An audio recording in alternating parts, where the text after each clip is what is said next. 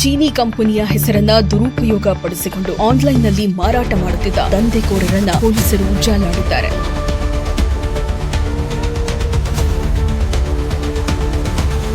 ಕೋಲಾರ ನಗರದ ಕಟಾರಿಪಾಳ್ಯದಲ್ಲಿ ಧರ್ಮರಾಯ ಸ್ವಾಮಿ ಹಾಗೂ ದ್ರೌಪದಾದೇವಿಯ ಹೂವಿನ ಕರಗ ಮಹೋತ್ಸವವು ಶಕ್ತ್ಯುತ್ಸವವಾಗಿ ಜರುಗಿದೆ.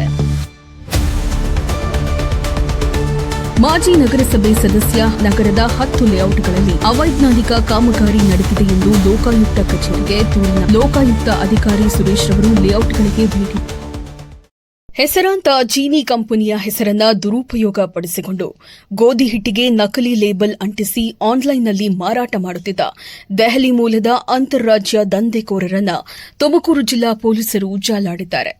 ಆಗಸ್ಟ್ 14, 2025ರಂದು ಯರಗುಂಟಿ ಗ್ರಾಮದ ಜೀನಿ ಕಂಪನಿಯ ಮಾಲೀಕರಾದ ಶ್ರೀಮತಿ ಧನಲಕ್ಷ್ಮೀರವರು ಕಳ್ಳಂಬಿಳ್ಳ ಪೊಲೀಸ್ ಠಾಣೆಯಲ್ಲಿ ದೂರನ್ನ ದಾಖಲಿಸಿದ್ದರು.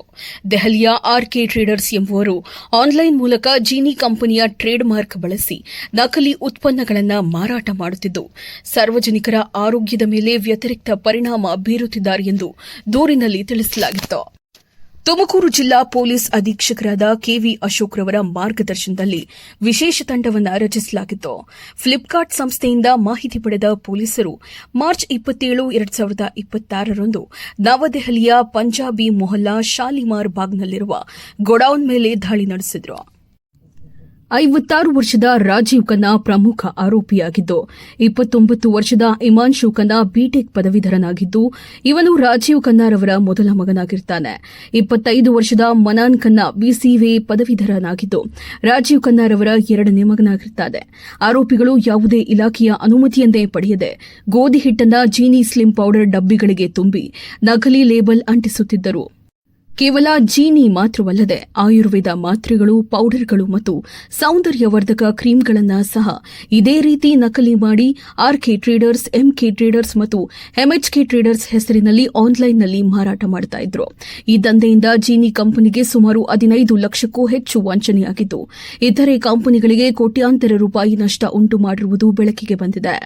ಮಾರ್ಚ್ 28, 2026ರಂದು ದೆಹಲಿಯಲ್ಲಿ ರಾಜೀವ್ ಖನ್ನಾನನ್ನ ವಶಕ್ಕೆ ಪಡೆದ ಪೊಲೀಸರು ಅಲ್ಲಿನ ರೋಹಿಣಿ ಕೋರ್ಟ್ನಿಂದ ಟ್ರಾನ್ಸಿಟ್ ವಾರೆಂಟ್ ಪಡೆದು ಕಳ್ಳಂಬೆಳಕ್ಕೆ ಕರೆತಂದಿದ್ದಾರೆ. ಸದ್ಯ ಆರೋಪಿಗಳು ಪೊಲೀಸ್ ಕಸ್ಟಡಿಯಲ್ಲಿದ್ದಾರೆ. ಆನ್ಲೈನ್ ಮೂಲಕ ಉತ್ಪನ್ನಗಳನ್ನು ಖರೀದಿಸುವಾಗ ಸಾರ್ವಜನಿಕರು ಹೆಚ್ಚಿನ ಜಾಗರೂಕತೆ ವಹಿಸಬೇಕು. ನಕಲಿ ಉತ್ಪನ್ನಗಳ ಬಗ್ಗೆ ಸಂಶಯ ಬಂದಲ್ಲಿ ತಕ್ಷಣ ಪೊಲೀಸರಿಗೆ ಮಾಹಿತಿ ನೀಡಲು ಎಸ್ಪಿ ಕೆವಿ ಅಶೋಕ್ ತಿಳಿಸಿದ್ದಾರೆ. ಜೀನಿ ಕಂಪನಿ ಒಂದು ಸ್ಲಿಮ್ ಪ್ರಾಡಕ್ಟ್ ಅನ್ನೋದನ್ನು ಒಂದು ಪೌಡರ್ ಅನ್ನು ಡೂಪ್ಲಿಕೇಟ್ ಮಾಡಿ ಅದನ್ನು ಫ್ಲಿಪ್ಕಾರ್ಟ್ ಮೂಲಕ ಮಾರಾಟ ಮಾಡ್ತಾ ಇರುವ ಒಂದು ಜಾಲವನ್ನು ಕಲಂಬೆಲ್ಲ ಪೊಲೀಸರು ಪತ್ತೆ ಹಚ್ಚಲಾಗಿದೆ. ಸೊ ಅದರಲ್ಲಿ ರಾಜೀವ್ ಖನ್ನಾ ಅನ್ನೋರು ಮತ್ತೆ ಅವರಿಬ್ಬರು ಮಕ್ಕಳು 3 ಜನ ಸೇರಿಕೊಂಡು RK traders, MK traders, MHK traders ಅನ್ನೋ ಹೆಸರುಗಳಲ್ಲಿ ಇವರು ಆನ್ಲೈನ್ ಮೂಲಕ ಫ್ಲಿಪ್ಕಾರ್ಟ್ಗೆ ಈ ಡೂಪ್ಲಿಕೇಟ್ ಪ್ರಾಡಕ್ಟ್ಸ್ ಸಪ್ಲೈ ಮಾಡ್ತಾ ಇರೋದು ಕಂಡು ಬಂದಿದೆ. ಸೊ ಅದರಲ್ಲಿ ನಮ್ಮ ಕಲ್ಲಂಬೆಲ್ಲ ಪೊಲೀಸರು ಅವರು ಮತ್ತು ಕಲ್ಲಂಬೆಲ್ಲ SHO ಬೈರೇಗೌಡ ಮತ್ತು ಅವರ ಇನ್ಸ್ಪೆಕ್ಟರ್ ಶ್ರೀನಿವಾಸ್ ಮತ್ತು ಶಿರಾ DSP ಶೇಖರ್ ಅವರು ಇವರ ತಂಡ ಎಲ್ಲ ಡೆಲ್ಲಿಗೆ ಹೋಗಿ ಅಲ್ಲಿ ಗೋಡೌನ್ ಎಲ್ಲಿದೆ ಅದನ್ನು ಪತ್ತೆ ಹಚ್ಚಿ ಅಲ್ಲಿನ ಇರುವ ಮಾಲನ್ನು ಸೀಸ್ ಮಾಡಿ ರಾಜೀವ್ ಖನ್ನಾ ಅನ್ನು ಅರೆಸ್ಟ್ ಮಾಡಲಾಗಿದೆ. ಮಿಕ್ಕಿದ ಉಳಿದ ಅವರಿಬ್ಬರು ಮಕ್ಕಳು ಓಡೋಗಿದ್ದಾರೆ. ಸೊ ಇವರ ಮೇಲೆ ಈಗಾಗಲೇ ನಾವು 14th ಆಗಸ್ಟ್ ಒಂದು FIR ಮಾಡಲಾಗಿದೆ. ಚೀಟಿಂಗ್ ಮತ್ತು 103, 104 ಟ್ರೇಡ್ ಮಾರ್ಕ್ಸ್ ಆಕ್ಟ್ ಅಲ್ಲೇ ಒಂದು FIR ಮಾಡಲಾಗಿದೆ.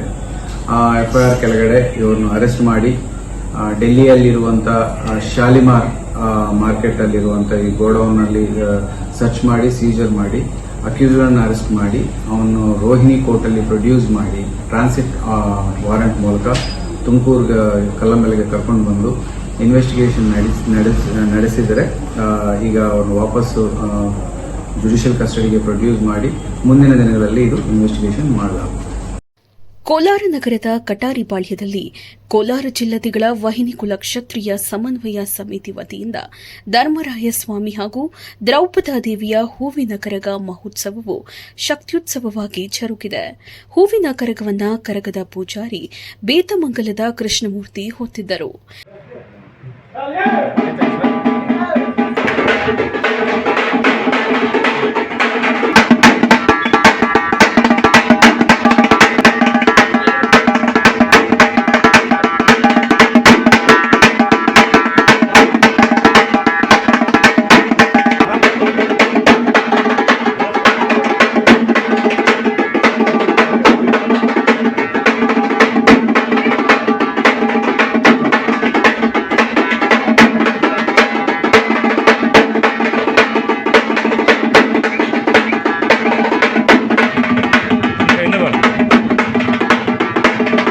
ಸಂಪ್ರದಾಯದಂತೆ ದ್ರೌಪದಾ ದೇವಿಯ ಹೂವಿನ ಕರಗವು ತಿಗಳ ಸಮುದಾಯದ ಮುಖಂಡರಾದ ಎಲ್ಎ ಮಂಜುನಾಥ್ ರವರ ಮನೆಗೆ ಆಗಮಿಸಿ ಪೂಜೆಯನ್ನ ಸ್ವೀಕರಿಸಿತ್ತು.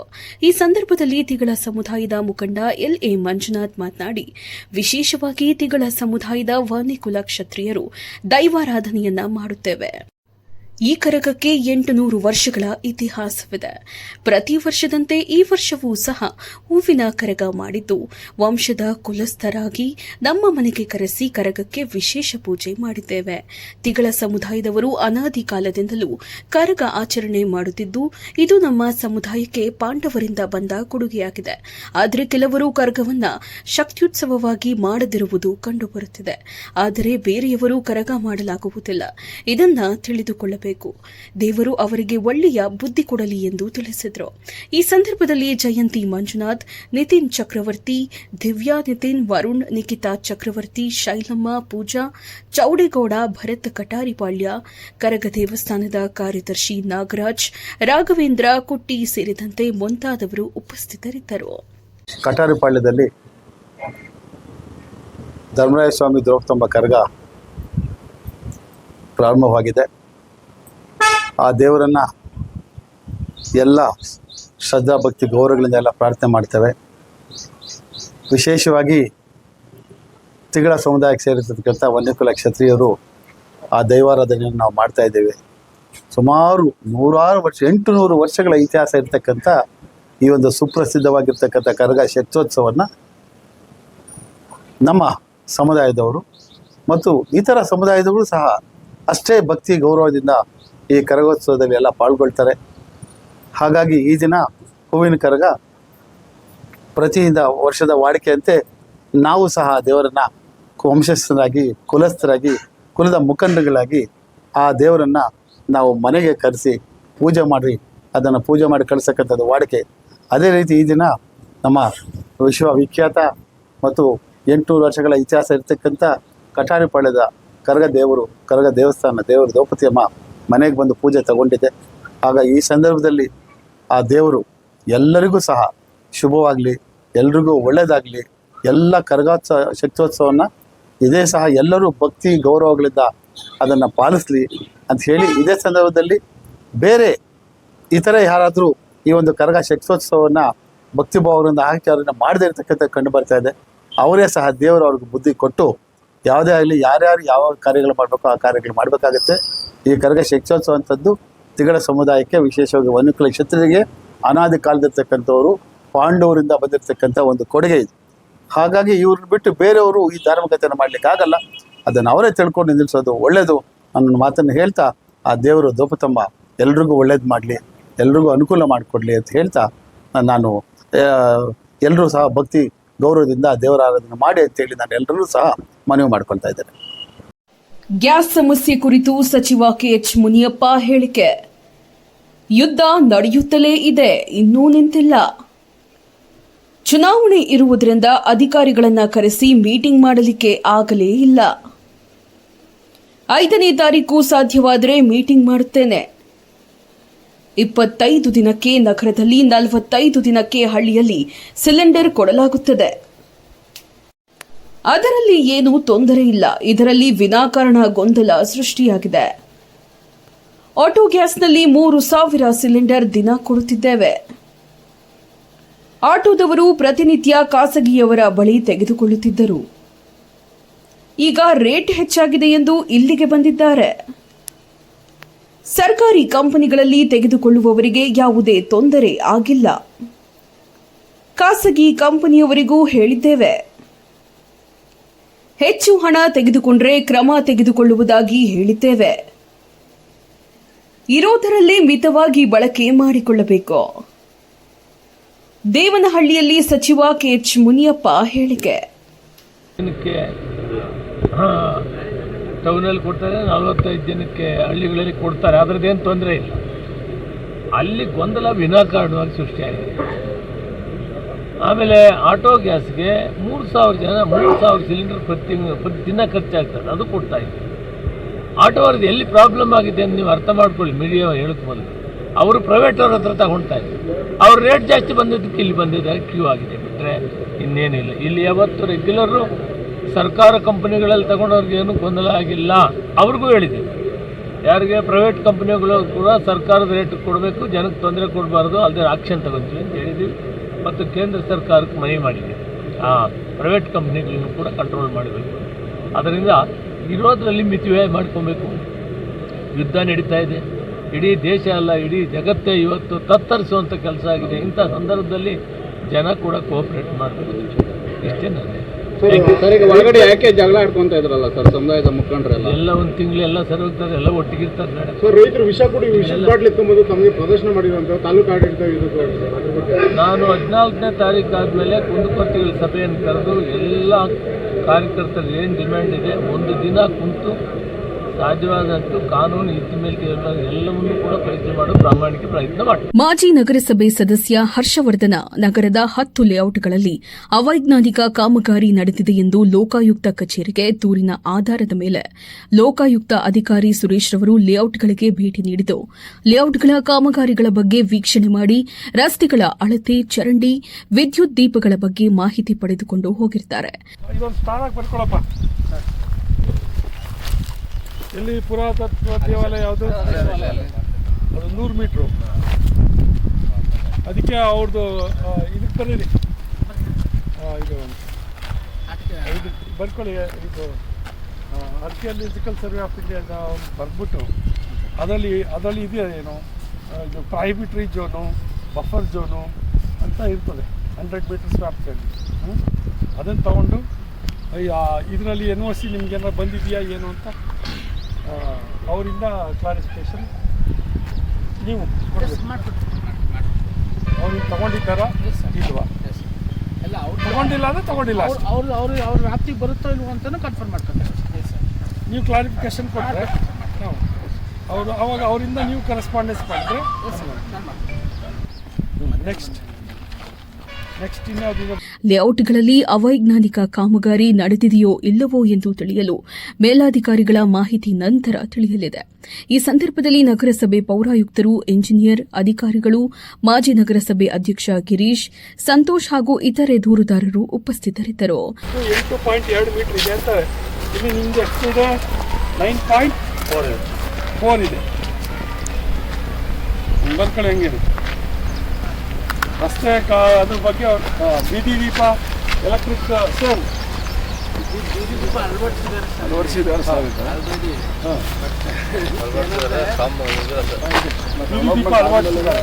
ಇದು 1.5 ಎಕರೆ ಎಷ್ಟು ಸೈಟ್ಗಳಿದಾವೆ ಇದರಲ್ಲಿ?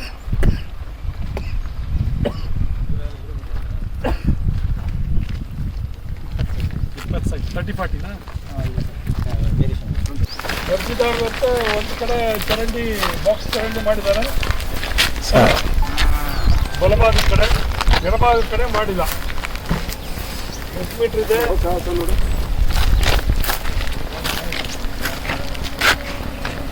12 ಮೀಟರ್ ತೋರಿಸಿದ್ದು, 13 ಮೀಟರ್ ಇದೆ. ಜಾಸ್ತಿನೇ ಇದೆ.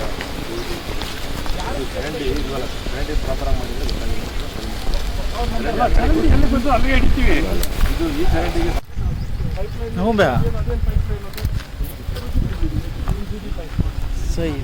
ವಾಟರ್ ಸಪ್ಲೈದಲ್ಲಿ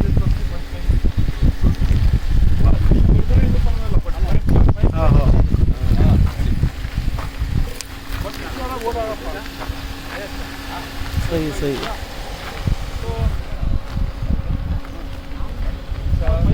हाँ हूँ मैं वो बात कर लग मैं तुम्हें सुनाता हूँ.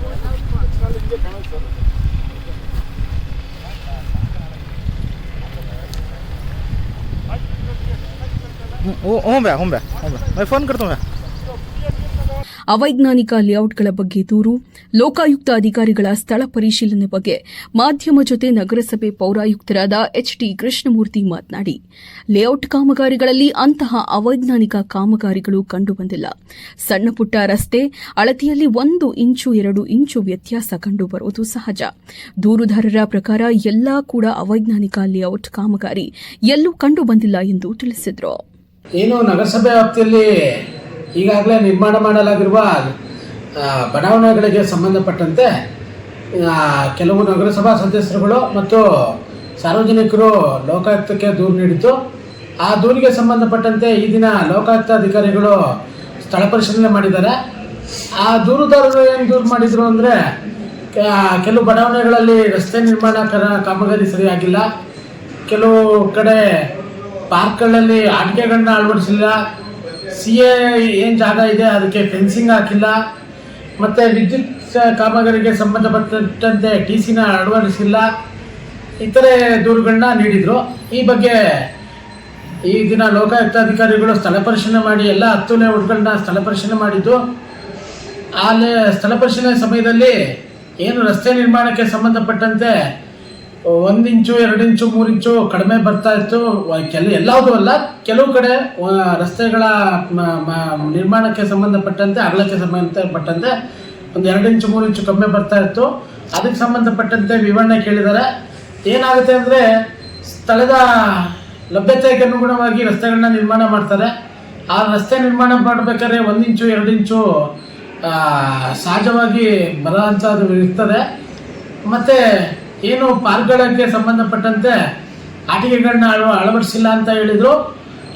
ಯಾವುದೇ ರೀತಿ ಹೊಸ ಲೇಔಟ್ಗಳಿಗೆ ಸಂಬಂಧಪಟ್ಟಂತೆ ಅಂದಾಜು ಪಟ್ಟಲ್ಲಿ ಆಟಿಕೆಗಳನ್ನ ಅಳವಡಿಸುವ ಕಾಮಗಾರಿನ ನಾವು ತಗೊಂಡಿರಲ್ಲ. ಸೊ ಹಂಗಾಗಿ ಯಾವುದೇ ಹೊಸ ಬಡಾವಣೆಗಳಲ್ಲಿ ಆಟಿಕೆಗಳನ್ನ ಅಳವಡಿಸಿರುವುದಿಲ್ಲ. ಮತ್ತು CA ಜಾಗಕ್ಕೆ ಸಂಬಂಧಪಟ್ಟಂತೆ ಫೆನ್ಸಿಂಗ್ ಹಾಕಿಲ್ಲ ಅಂತ ಹೇಳ್ತಾ ಇದ್ದಾರೆ. ಯಾವುದೇ ಅಂದಾಜು ಪಟ್ಟಿಲಿ ನಾವು CA ಜಾಗಕ್ಕೆ ಫೆನ್ಸಿಂಗ್ನ ಅಳವಡಿಸೋಕೆ ಅವಕಾಶ ಇರುವುದಿಲ್ಲ. ಮತ್ತು ವಿದ್ಯುತ್ ಸಂಬಂಧಪಟ್ಟಂತೆ ಏನು TCಗಳನ್ನ ಅಳವಡಿಸಿಲ್ಲ ಅಂತ ದೂರು ನೀಡಿದರು. ಈ ಲೇಔಟ್ ಸಂಬಂಧಪಟ್ಟಂತೆ ಏನು ಗೊಂದಲಗಳಿದೆ, ಆ ಗೊಂದಲಗಳನ್ನ ಈ ದಿನ ಲೋಕಾಯುಕ್ತ ಅಧಿಕಾರಿಗಳು ಭೇಟಿ ಮಾಡಿದ ಮೇಲೆ ಸ್ವಲ್ಪ ಪರಿಹಾರ ಆಗ್ತು ಅಂತ ಸಾರ್ವಜನಿಕರು ಅನ್ಕೋತೀನಿ. ಯಾಕೆಂದರೆ ಲೋಕಾಯುಕ್ತದಲ್ಲಿದೆ, ಅದು ಸರಿ ಇಲ್ಲ ಅಂತ ಒಂದು ಭಾವನೆಯಲ್ಲಿದ್ದರು ಸಾರ್ವಜನಿಕರು. ಯಾವುದೇ ರೀತಿ ಅಂಥ ಮೇಜರಾಗಿ ಯಾವುದೇ ಲೋಪಗಳು ಕಂಡು ಬಂದಿಲ್ಲ ಅಂತ ಈ ಮೂಲಕ ತಿಳಿಸ್ತಿದ್ದೇನೆ. ಲೋಕೋದ್ಧಾರಕ್ಕಾಗಿ ಯೇಸು ಮಹಾಬಲಿದಾನವಾದ ದಿನವೇ ಶುಭ ಶುಕ್ರವಾರ ಎಂದು ಮೆಥೋಡಿಸ್ಟ್ ಚರ್ಚ್ನ ಮೇಲ್ವಿಚಾರಕ ಶಾಂತಕುಮಾರ್ ತಿಳಿಸಿದ್ದಾರೆ. ಕೋಲಾರ ನಗರದ ಭಾರತೀಯ ಮೆಥೋಡಿಸ್ಟ್ ಚರ್ಚ್ನಲ್ಲಿ ಗುಡ್ ಫ್ರೈಡೆ ಹಿನ್ನೆಲೆ ಶುಕ್ರವಾರ ಕ್ರಿಶ್ಚಿಯನ್ ಸಮುದಾಯದವರು ಸಾಮೂಹಿಕ ಪ್ರಾರ್ಥನೆ ನಡೆಸಿದ್ದಾರೆ. ಈ ವೇಳೆ ಪ್ರಾರ್ಥನೆ ನಡೆಸಿ ಮಾತನಾಡಿದ ಮೆಥೋಡಿಸ್ಟ್ ಚರ್ಚ್ನ ಮೇಲ್ವಿಚಾರಕ ಶಾಂತಕುಮಾರ್, ಲೋಕೋದ್ಧಾರಕ್ಕಾಗಿ ಯೇಸು ಮಹಾಬಲಿದಾನವಾದ ದಿನವೇ ಶುಭ ಶುಕ್ರವಾರ. ಕ್ರಿಸ್ತನ ಅನುಯಾಯಿಗಳಿಗೆ ಮಹತ್ವದ ಹಬ್ಬ. ಜೀಸಸ್ ಮನುಷ್ಯರ ಪಾಪಗಳ ನಿವಾರಣೆಗಾಗಿ ಶ್ರಮಿಸುತ್ತಿದ್ದನು ಮತ್ತು ಸತ್ತು ಪುನರುತ್ಥಾನ ಆದ್ದರೆಂದು ನಂಬಲಾಗುತ್ತದೆ. ಆದ್ದರಿಂದ ಈ ದಿನವನ್ನ ಪ್ರತಿಯೊಬ್ಬರ ಪಾಪಗಳಿಗೆ ಕ್ಷಮೆ ಕೇಳಲು ಆಚರಿಸಲಾಗುತ್ತದೆ. ಭಾರತದಲ್ಲಿ ಆಚರಿಸಲಾಗುವ ಪ್ರಮುಖ ಧಾರ್ಮಿಕ ದಿನಗಳಲ್ಲಿ ಶುಭ ಶುಕ್ರವಾರವು ಬಹು ಅಮೂಲ್ಯವಾದದ್ದು. ಇದು ಕ್ರಿಶ್ಚಿಯನ್ ಸಮುದಾಯ ಆದಿಯಾಗಿ ರಕ್ಷಣೆ ಬಯಸುವ ಎಲ್ಲರಿಗೂ ಪ್ರಮುಖವಾಗಿದೆ. 40 ವಸಂತ ದಿನಗಳ ನಂತರ 40 ದಿನಗಳ ಕಾಲ ಕ್ರೈಸ್ತ ಬಾಂಧವರು ಉಪವಾಸವಿದ್ದು ದೇಹ ಶುದ್ಧೀಕರಣ ಮಾಡುತ್ತಾರೆ. ಮಾಂಸಾಹಾರ ವರ್ಜನೆ, ಆಡಂಬರವಿಲ್ಲದ ಜೀವನ ಕಳೆಯುವ ಮೂಲಕ ಪ್ರಾಯಶ್ಚಿತ ಮನೋಭಾವ ಹೊಂದಿದವರಾಗಿ ನಿತ್ಯ ಪ್ರಾರ್ಥನೆ ಸಲ್ಲಿಸುತ್ತಾರೆ ಎಂದರು.